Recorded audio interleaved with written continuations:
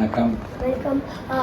உங்களுக்கு தமிழ்நாடு அசெம்பிளியில் ஸ்பீக்கராக இருக்கிறதுல என்ன இருக்கிறதுலே கஷ்டம்? எனக்கு எந்த கஷ்டமே தெரியல.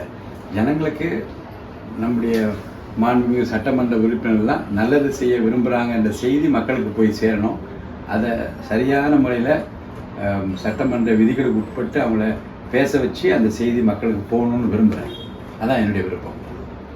எங்களை மாதிரி குட்டி பசங்க எப்படி அசெம்பிளியை விசிட் பண்ணலாமா?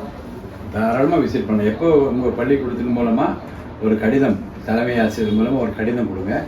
குட்டி பிள்ளைங்க எல்லாரையும் அழைச்சி கொண்டு போய் அதை பத்திரமா பாதுகாப்பாக பார்க்க வைக்கிறது ஏற்பாடு பண்ண. அதுக்கு வயது வரம்பு இருக்குது, இத்தனை வயதுக்குள்ளே தான் இருக்கணும் அப்படின்னு சொல்லி. ஆனால் ஒரு ஸ்பெஷல் கேஸாக அதை பண்ணுறதுக்கான வாய்ப்பு இருக்குது. பத்திரமா அழைச்சிட்டு போய் பத்திரமா கொண்டு வந்து சேர்க்குற ஏற்பாடு நான் பண்ணித்தரேன். அண்ட் உங்களுக்கு தமிழ்நாடு அண்ட் சென்னையில் இருக்கிறதுல ஃபேவரட் இடம் என்னது? எனக்கு பிடிச்சமான இடமா? ஆமாம், எனக்கு பிடிச்சமான இடம் சென்னை தான். சென்னையில் இருக்கிற இடம் என்னது? சென்னையில் நான் இருக்கிறது ஹேரிங்டன் ரோடு. என்னுடைய வீடு இருக்க இடம் அது. எனக்கு ரொம்ப அமைதியான இடம். நான் சென்னை லயோலா கல்லூரியில் படிக்கிற போது அந்த ரோட்டில் வாக்கிங் போவேன். அப்போ ஃபுல்லாக மரங்களாக இருக்கும். அப்போ கமர்ஷியல் பில்டிங் கிடையாது, வீடுகள் அதிகம் கிடையாது. அப்போ என் நண்பர்கிட்ட நான் சொல்லுவேன், பிற்காலத்தில் வீடு கட்டினா இந்த ஹேரிங்டன் ரோடு தான் கட்டணும். அவ்வளோ ஒரு பூஞ்சோலை மாதிரி இருக்குது, ஒரு காடு மாதிரி இருக்குது, ரொம்ப அமைதியாக இருக்குதுன்னு நான் சொல்லுவேன். அதுக்கு கடவுள் கிருபையில் அதே இடத்துல நான் என் வீடு அமைச்சதுனால அந்த இடம் தான் எனக்கு பிடிக்கும். அண்ட் எங்களை மாதிரி குட்டி பசங்க எப்படி கவர்மெண்ட்டுக்கு ஹெல்ப் பண்ணலாம்? நீங்களாம் நல்லா படிக்கணும்.